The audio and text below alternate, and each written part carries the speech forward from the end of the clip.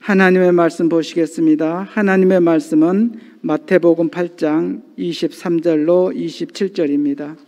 하나님의 말씀은 마태복음 8장 23절로 27절입니다. 배에 오르심에 제자들이 따랐더니 바다에 큰 놀이 일어나 배가 물결에 덮이게 되었으되 예수께서는 주무시는지라.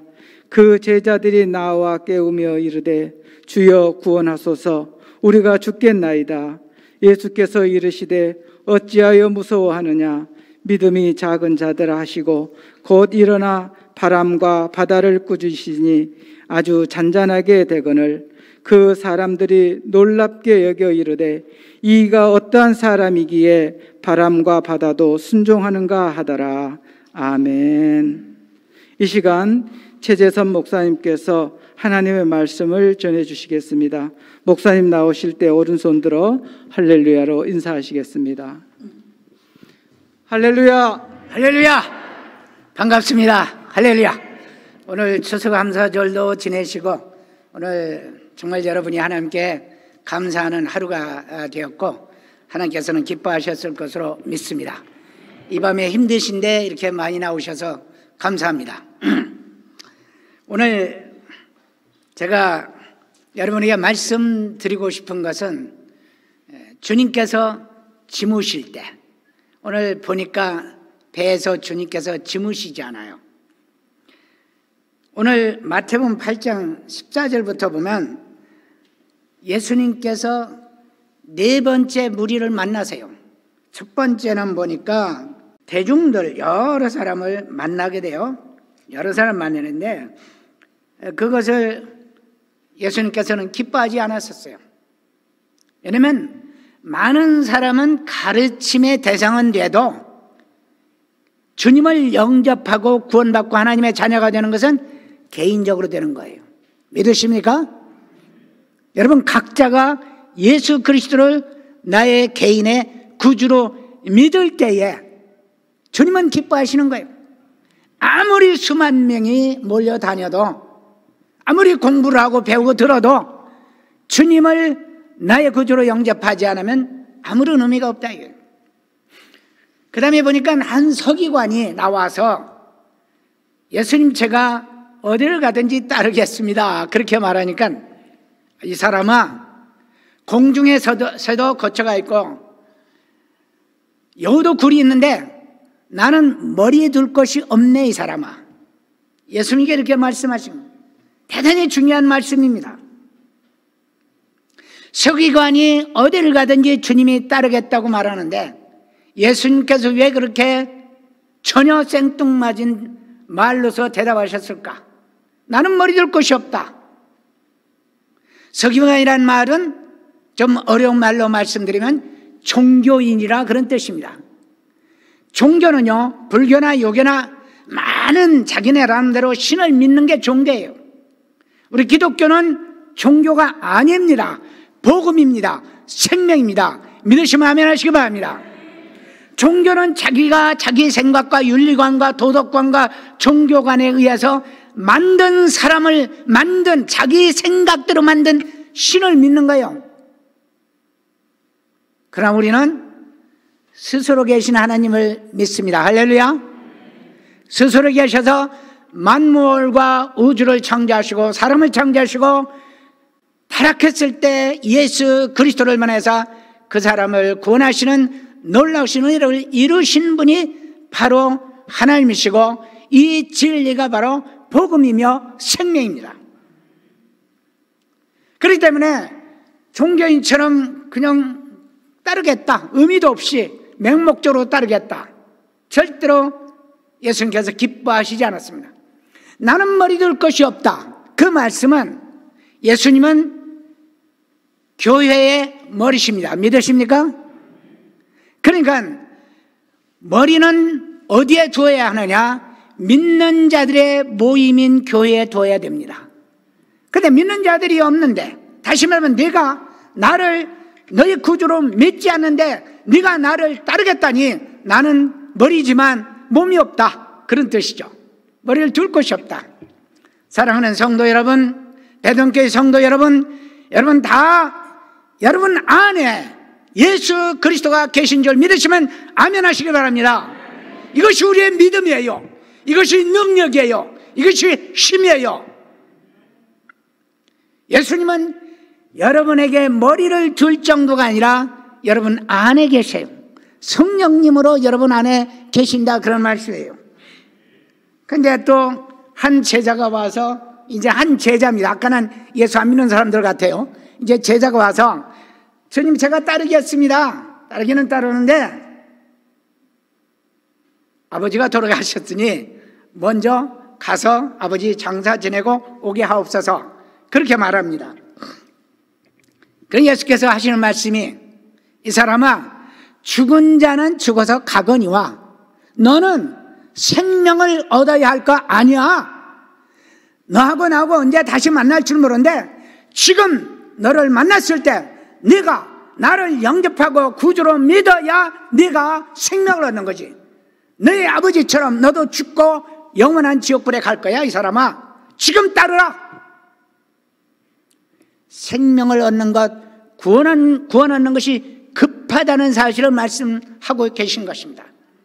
사랑하는 여러분요, 여러분이 진실로 모든 세상 사람들에게 복음을 전할 때에 그 사람이 지금 복음을 전하는데 이 복음을 받아들이지 않다가 1분 후에 혹은 10분 후에, 한 달 후에, 얼마 후에 또다시 복음 듣지 못한 채로 세상을 떠나게 되면 영원한 지옥불에 가게 된단 말이에요. 그렇기 때문에 복음은, 예수 그리스도를 믿는 것은 급하다고 말씀해요.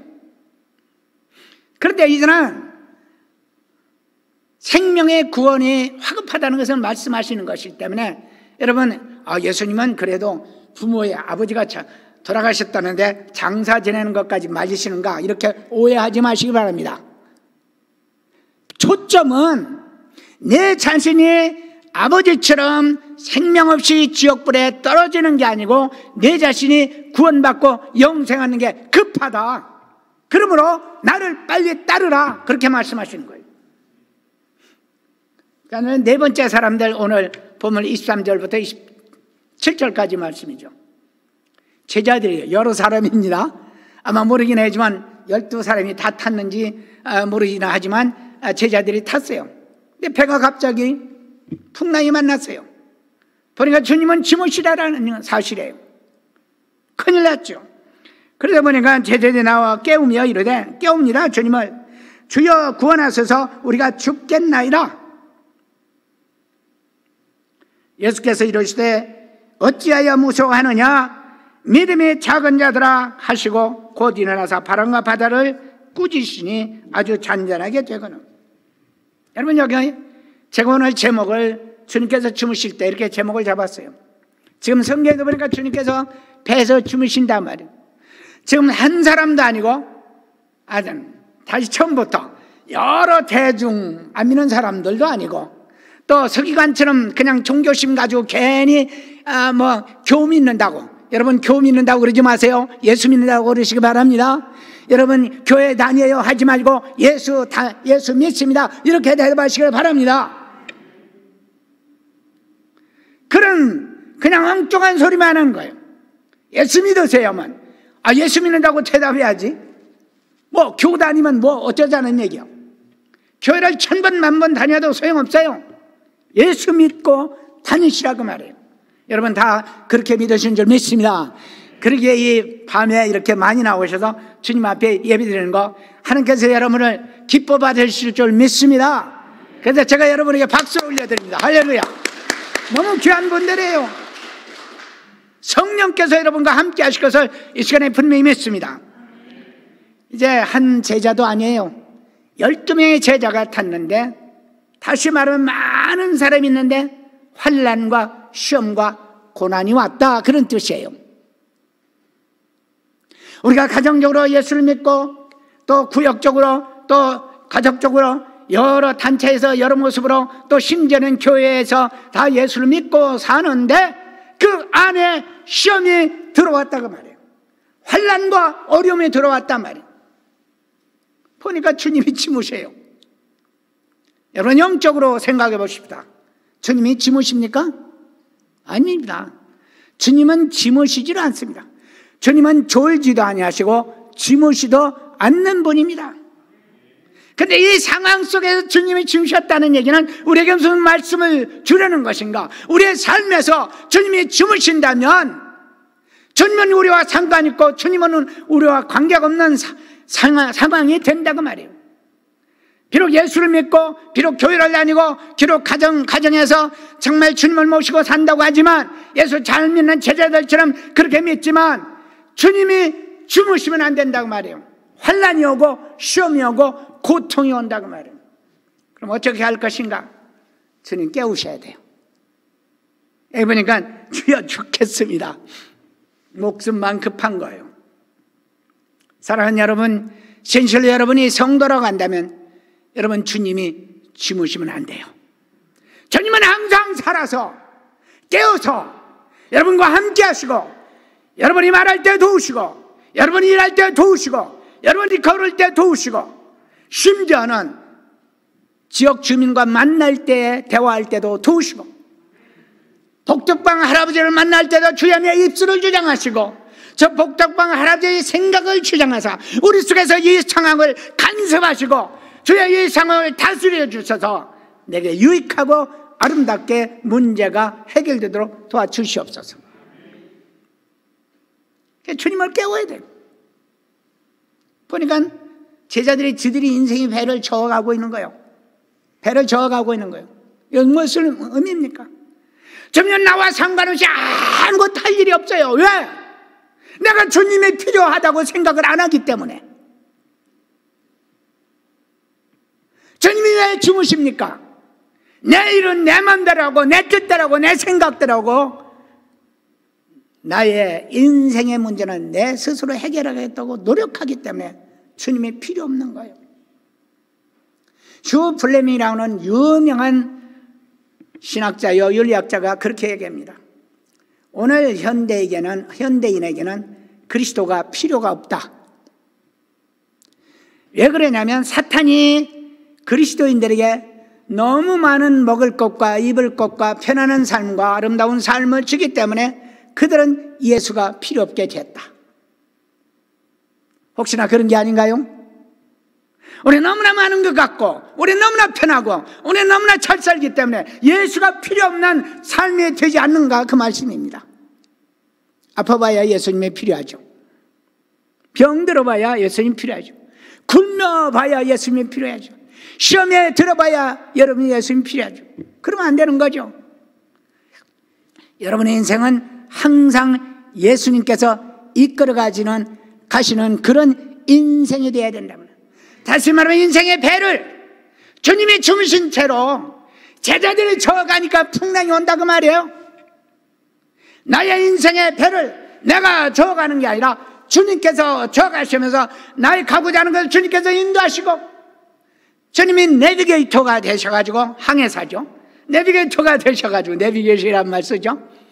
항해사가 되셔서 주님께서 내 인생의 배를 저어가실 때에 나의 인생은 승리하는 삶을 살 수 있고 이기는 삶을 살 수 있고 형통한 삶을 살 수가 있단 말이에요. 사랑하는 여러분이와 여러분들의 자녀들과 가정과 여러분의 모든 사랑하는 분들에게 인생의 항로를 주님께 맡기도록 힘쓰시기를 주 이름으로 축원합니다. 내가요 내 인생 내 마음대로 해서 해결되는 게 아무것도 없어요. 그런데요 제가 지금 84살이거든요. 2달 후면 85살 돼요. 2달 후에. 그런데 이게 쭉 돌이켜 보니까 제 마음대로 생각해서 제대로 됐던 때 한 번도 없어요. 주님께 맡기고 주님을 의지하고 주님을 신뢰할 때에 주께서 저를 지키시고 저와 함께 하시고 모든 어려움을 해결해 주신다는 걸 나중에서 알게 된다 이거예요. 미리 믿음으로 알고 그렇게 고백하고 그렇게 주님과 더불어 교제하고 주님께 맡기면서 주님과 아름다운 사랑의 관계 속에 들어가면 우리의 삶이 얼마나 행복하고 문제가 아름답게 해결될 것인데, 그러지 않냐고 나중에 늙어가지고 돌이켜보니까 아이고 인생 참 험악했다 그러면서 이런 때는 주님이 도우신 것 같은데 이 정도로 살아서는 되겠어요? 사랑하는 여러분, 여러분의 인생의 문제를 주님께 맡기시기 바랍니다. 그러기 위해서는 여러분 두 가지를 해야 되죠. 첫째는 주님을 깨우셔야 돼요. 내 인생에서 주님이 주무시면 안 돼. 큰일 나요. 풍랑이 와요. 바람이 불어요. 파도가 쳐요. 주님이 절대로 주무시면 안 돼요. 그건 주님을 깨워야 돼요. 어떻게 깨우건가? 깨우는 방법이 여러 가지가 있지만 주님이 일어나셔서 함께 하실 때 세 가지의 방법이 있어요. 첫째, 기도하시기 바랍니다. 기도 소리로 주님을 깨우시기 바랍니다. 기도할 때 웅얼웅얼 하지 말고 반드시 큰 목소리로 기도하시기 바랍니다. 물론 여러분이 계신데 큰 목소리로 닿으면 다른 분에게 방해가 되면 안 되겠지만, 그러나 가능한 한 다른 사람이 방해가 안 되더라도 적어도 분명한 입술과 혀로 말로서 주님께 기도하시길 바랍니다. 저도 매일 아침마다 1시간씩 기도하고 찬양하고 성경 읽고 그러는데, 어떤 때는 막 힘드니까요 입술로만 이러고 싶어요. 근데 주님, 그러면 안 됩니다. 분명한 말로, 분명한 언어로 내 입술을 통해서 말을 만들어내게 하옵소서. 그러면서 입술로, 말로 말소리를 내서 기도합니다. 왜 그렇습니까? 그렇게 해야 내가 기억이 돼요. 내 마음이 간절해져요. 주님이 마음으로 하는 기도 안 들으실 줄 압니까? 다 들으세요. 그렇지만 내 마음이 간절해진다는 것은, 바로 주님의 마음을 움직일 수 있다는 것은 내가 입술로 기도하는 거예요. 그래서 큰 목소리로 기도하시기 바랍니다. 가능한 혼자 가실 때는 주야 하고 소리를 지르고 주님을 좀 깨우세요. 주님이 주무시면 안 되겠다는 얘기예요. 그러니까 기도 소리로 깨우시기를 주의 이름으로 축원합니다. 두 번째는 찬양으로 깨우십시오. 이스라엘의 찬양 중에 계신 하나님께서는 우리가 찬양할 때 주님께서 임재하십니다. 우리가 찬양할 때 주님께서 우리의 찬양을 들으시기 위해서 오신다고 말이에요. 찬양이라는 건 뭡니까? 주님을 칭찬하거나 주께서 이루신 일을 감사하거나 주께서 하신 일을 너무 감사해서 박수 쳐드리는 게 찬양이에요. 그러니까 주님 앞에 늘 감사와 기쁨과 감격과 또 주님이 행하신 일을 칭찬도 해드리는 그런 찬송가를 불러서 찬양을 하시란 말이에요. 이스라엘의 찬송자에 거하시는 하나님께서 반드시 임재하십니다. 그래서 그 임재할 때 왜 임재하실까요?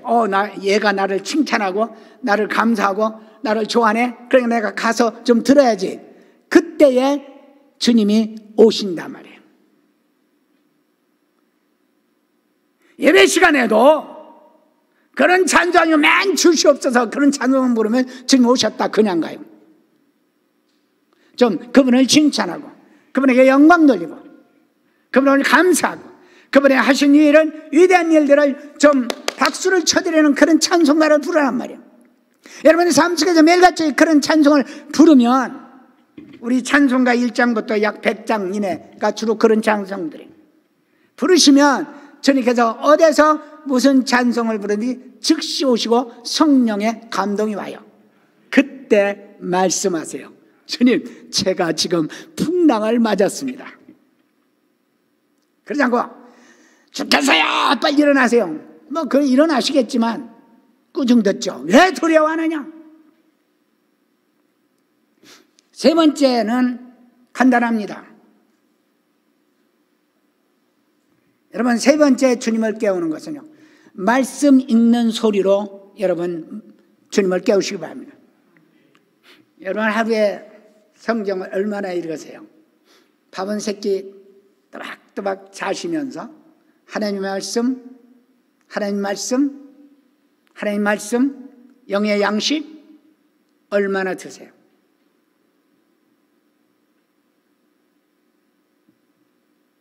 하루에 한 장이라도 성경 읽지 않으면 그 문제 생기는 신자예요.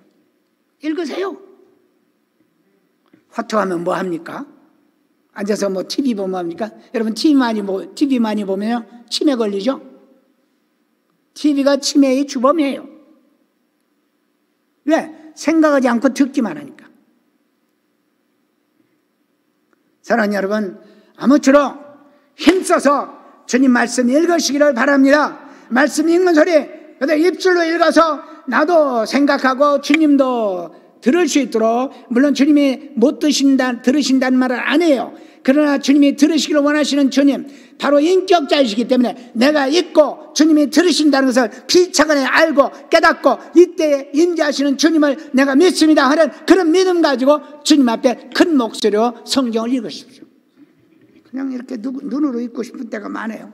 어떤 게 뭐 핸드폰 가지고 휴대폰 가지고 그냥 이거하고 글자는 똑같아요. 그러나 이것은 수없는 사람들이 기도하며 연구하며 수십 년 동안 번역하고 또 기도하고 또 기도하고 또 기도하고 만들어내는 거예요. 이건 뭐예요? 그냥 딱 베낀 거예요.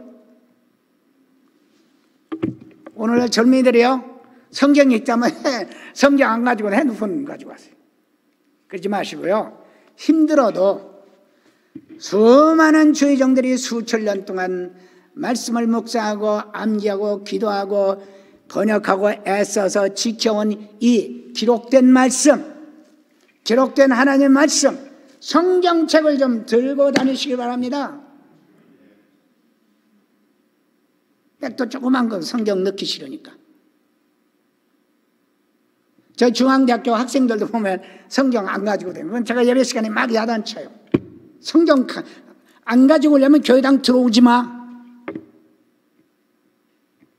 사랑하는 여러분, 말씀 얼마나 중요한 것인가를 기억하시기를 주의 이름으로 축원합니다. 그래서 주님을 깨워야 돼요. 죽겠습니다가 아니라 말씀으로 깨우십시오, 찬양으로 깨우십시오, 기도로 깨우십시오, 큰 목소리로 깨우십시오. 그러면 하나님께서, 우리 주님께서 반드시 여러분과 함께 하시고 성령께서 여러분을 도우실 것을 믿습니다. 그 다음에 두려워하지 마시기 바랍니다. 두려움은 누가 주는 거예요? 사탄이 주는 거예요. 여러분, 뭐 두려워하면 벌써 사탄한테 지고 있는 거예요. 예수님을 믿는다면, 예수님의 능력과 그 권능을 믿는다면, 여러분, 어떤 환난과 시험과 고난이 온다 할지라도 두려워하지 마시기 바랍니다. 하나님께서는 감당치 못할 시험을 주신 적이 없다고 말씀하셨어요. 또 시험 당할 즈음에 피할 길을 주신다고 그랬어요. 여러분, 피할 길을 주신다니까요, 싹 빗방울 피해가듯이 옹길동이 그런 식으로 피할 길을 주시는 게 아니에요. 사랑하는 성도 여러분, 성도는 시험과 환난과 어려움이 올 때에 빗방울처럼 피해가는 그런 요술쟁이가 되는 게 성도가 아니에요. 하나님은 그런 마술을 보여주는 하나님이 아니에요. 하나님께서는 능력의 하나님이신 것을 믿으십니까? 그분은 여러분을 능력의 성령으로 도우셔서 그걸 이길 수 있게 하신다 그 말이에요. 그러면 여러분, 어려움과 환난과 고난이 올 때 주여 이 시험을 명케 해주세요. 그리고 눈물 뿌리며 기도하지 마세요. 그러면 주님이 위에 계셔서 얘가 웃긴다, 웃겨. 저는 성령으로 능력 주셔서 이 시험을 이겨서 우리 하나님께 영광 돌리고 마귀의 코를 납작해 할 수 있도록 도와주세요. 이 시험에 피할 수 있는 길은 성령의 능력이란 뜻이에요. 두려워하지 마시고 성령 충만함과 능력으로 모든 환난과 어려움과 이 시험과 고난, 이것을 주는 마귀를 계속해서 싸워서 이기시는 여러분이 되시길 주의 이름으로 축원합니다. 그리스도인은요, 그렇기 때문에 두려워할 것도 없고 재미있어요. 인생살이가 얼마나 재미있는지 고소하죠. 우리가 시험을 당하고 환난을 당할 때 오히려 이것으로 인해서 내가 소망을 가질 수 있다는 거, 얼마나 기쁜 일인가. 환난은 연단을 낳고 연애는 인단을 낳고 인내는 소망을 이룬 줄 알미로다. 할렐루야. 여러분, 그런 삶의 경험을 하시면서 살아야 크리스찬답고, 그런 크리스찬에게는 마귀가 감히 공격하지 못하고 아예 풍랑이 올 수가 없어요. 그래서 오늘 제 말씀 더 길게 말씀하려고 하지 않아요. 중요한 것은 제가 키포인트는 다 말씀드렸어요. 여러분 찬양할 때 힘써서 찬양하시길 바랍니다. 노래하듯 하지 말고 하고 싶으면 하고 하기 싫으면 안 하는 그런 찬양이 아닙니다. 그렇게 해야 아무 소용이 없습니다. 그건 노래예요, 노래. 하나님과의, 아버지 하나님과의, 예수님과의, 성령님과의 만남이 있기를 원한다면 진실로 마음속 깊은 곳에서 그 연애를 감사하며 그에게 영광을 돌리는 찬양을 하시기 바랍니다. 그럼 즉시 오세요. 기도도 물론 조그맣게 할 수도 있지만 시험과 환난할 때 큰 소리로 말씀하세요. 쫙 부르짖으시고 맹맥해가지고. 여러분 솔직히 말해서 여러분이 얌전하면 누가 알아줘요? 요즘 세상에 애들도 안 알아줘. 점잖고 얌전하면 아이고. 요즘은요 포스트 모던 시대라고 현대주의가 있어서요 전통적 가치관과 전통적 권위주의 다 무너졌어요. 저 척하는 거 다 깨져버렸어요. 저도 지금 84살, 85살 다 되지만 중앙대학에서 학생들을 가르치고 복음을 전할 때에 절대로 그런 허울 좋은 그런 권위주의와 위선과 점자는 없어요. 직접 뛰어들어야 돼요. 솔직해야 돼요. 그래야 대화가 되죠. 여러분요, 제가 지금 84살인데 머리가 거먹게 염색을 했어요. 왜 염색한 줄 아세요? 제가 허옇게 다니면 권위가 있을 것 같죠? 학생들은 그렇게 하면 돼요. 저 꼰대가 뭘 안다고 그래요. 그러니까 애들처럼 젊어져야 되죠. 그래서 염색한 거예요. 마찬가지입니다. 여러분이 진실로 젊어져야지 권위주의 가지고 무슨 인간적인 어떤 자기의 위세 가지고 안 되는 거예요. 이 시대는 능력 위주의 시대예요. 능력은 사람의 능력, 재물의 능력 그 얼마나 가겠어요? 권력의 능력 얼마나 가겠어요? 하나님의 성령의 능력 이것만이 여러분을 진정으로 행복한 삶으로 이끌어 주실 걸 믿으시기를 주의 이름으로 축원합니다. 이제는 우리 주 예수 그리스도의 은혜와 하나님의 크시고 놀라우신 사랑과 성령님의 감동, 감화, 충만, 교통, 인도, 내주하시는 은사가 사랑하는 주님의 귀한 아들과 딸들 위해 그리고 배동교회 위해 사랑하는 목사님과 귀한 모든 사역자들과 장로님들과 주의 일꾼들 위해 그리고 한국교회에 이제로부터 영원까지 함께 있을지어다. 아멘.